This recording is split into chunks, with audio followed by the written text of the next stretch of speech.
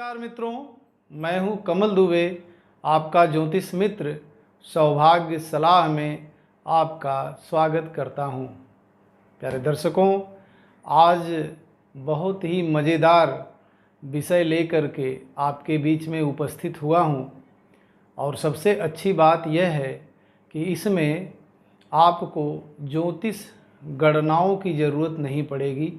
आप यह समझ जाएंगे कि मैं इस जीवन में कितना सफल होऊंगा और मेरे जीवन में कितना संघर्ष है। आज का हमारा विषय है जन्म पाया। जन्म पाया का क्या मतलब होता है? जन्म पाया से मतलब यह है कि जब किसी जातक का जन्म होता है तो वह किस पाए में जन्मा है। यह कैसे समझते हैं, आज इसकी पूरी चर्चा करेंगे और आपको समझाएंगे कि आपका जन्म जिस भी पाए में हुआ है, अगर आप अपनी लग्न कुंडली को खोल के देखेंगे तो बहुत ही आसानी से आपको समझ में आ जाएगा कि आपका जन्म पाया क्या है। देखिए, पाया का मतलब होता है पैर। जब किसी भी बच्चे का जन्म होता है तो उसके बड़े बुजुर्ग सबसे पहले पंडित जी से यही प्रश्न करते हैं कि मेरे बच्चे का जन्म किस पाए में हुआ है। देखिए मित्रों, पाए से ही वह समझ जाते हैं कि यह हमारे कुल खानदान में जो जन्मा है वह हमारे कुल खानदान के लिए और स्वयं अपने लिए कितना शुभ है। चलिए आपको समझाते हैं।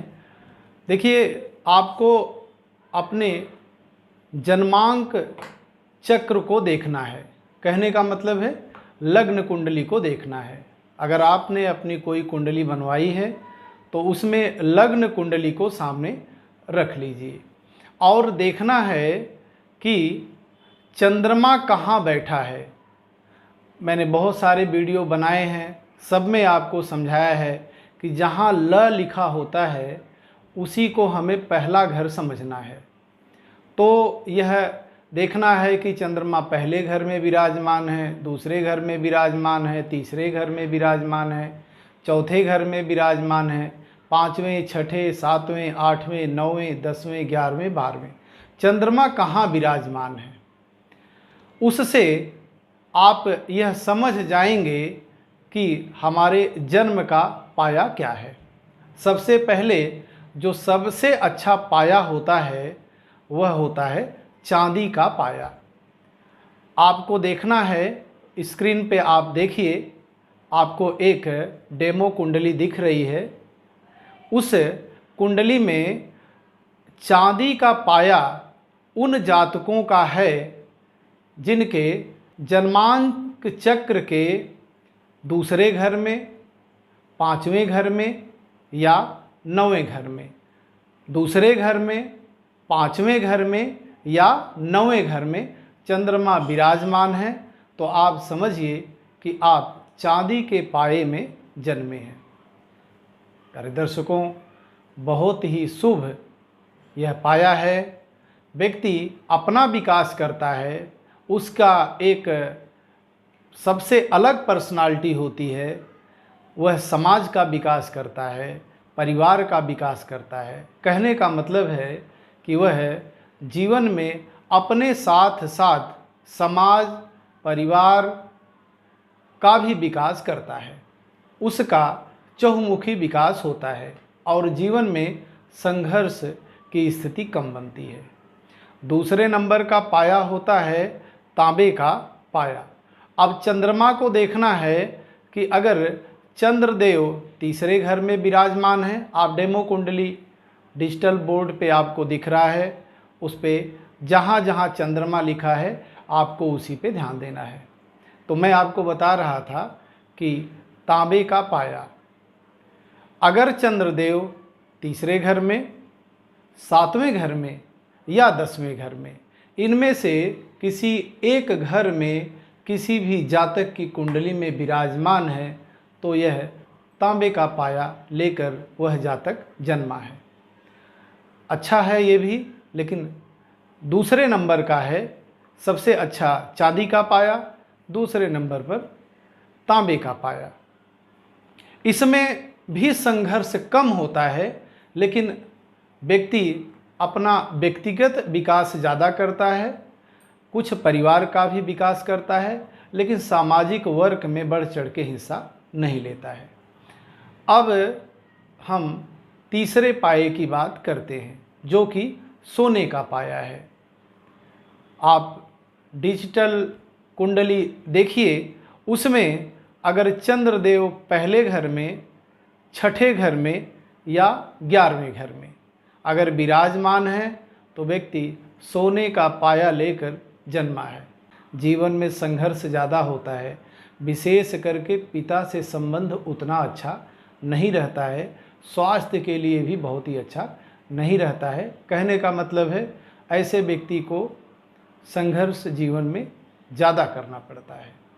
अब चौथे पाए की बात करते हैं, जो कि लोहे का पाया। अब देखना है, यह डिजिटल कुंडली आप देखिए स्क्रीन पे दिख रहा है। इसमें अगर चंद्रदेव चौथे घर में, 8वें घर में या 12वें घर में विराजमान है तो वह जातक लोहे के पाए में जन्मा है।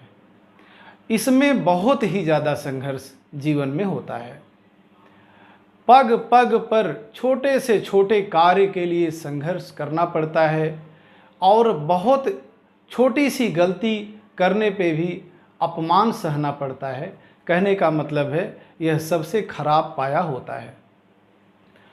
तो इस प्रकार से हम यह समझ सकते हैं कि अगर कोई जातक चारों पाए में से चांदी के पाए में जन्मा है तो बहुत अच्छा है, दूसरे नंबर पे तांबे का पाया है, तीसरे नंबर पे सोने का पाया है और चौथे नंबर पर आपका लोहे का पाया है।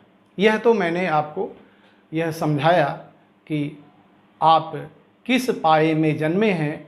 आप अपना आकलन स्वयं करें और अपने साथ साथ अपने परिवार के लोगों का भी आकलन करके देखें कि क्या सही है। अब मैं उपाय बता देता हूँ। देखिए, अगर चांदी के पाए में आप जन्मे हैं और चंद्रदेव मजबूत स्थिति में है, मजबूत स्थिति का मतलब कि चंद्रदेव की डिग्री 12 से 18 डिग्री के बीच में है और उस पर राहु, केतु या शनि की दृष्टि नहीं है, तो आपको कोई उपाय करने की ज़रूरत नहीं है। आप वैसे ही सब कुछ प्राप्त करेंगे जो कुछ आप प्राप्त करना चाहते हैं। दूसरे नंबर पे तांबे का पाया जो मैंने बताया, अगर चंद्रदेव की स्थिति मजबूत बनती है और राहु केतु शनि के पकड़ से वो दूर रहते हैं तो भी इसमें भी कुछ खास उपाय करने की आपको ज़रूरत नहीं है। लेकिन हाँ, अगर सूर्य देव को लाल चंदन, लाल पुष्प और गुड़ डालकर आप सूर्य भगवान को अर्घ देते हैं तो यह आपके लिए अधिक शुभ रहेगा। तीसरे नंबर पे सोने का पाया, इसमें अगर चंद्रदेव कमज़ोर हुए तो आपका स्वास्थ्य खराब रहेगा और उस पर कहीं राहु केतु या शनि की भी दृष्टि पड़ जाती है तो निश्चित तौर पे संघर्ष की स्थिति जीवन भर बनी रहेगी।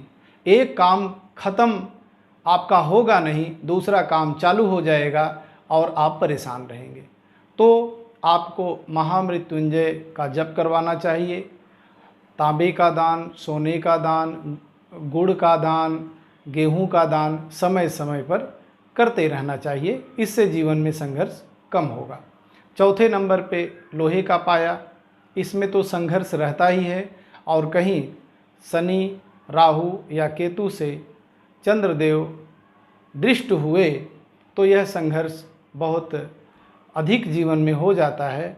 अगर ऐसा किसी भी जातक के कुंडली में लोहे का पाया बना है तो उन्हें शनिवार के शाम को लोहे की वस्तुओं का दान करना चाहिए, सरसों के तेल का दान करना चाहिए, छाया दान करना चाहिए। छाया दान से मतलब लोहे के पात्र में सरसों के तेल को भरें और अपना चेहरा देखें, उसके बाद किसी शनि मंदिर में दान कर दें।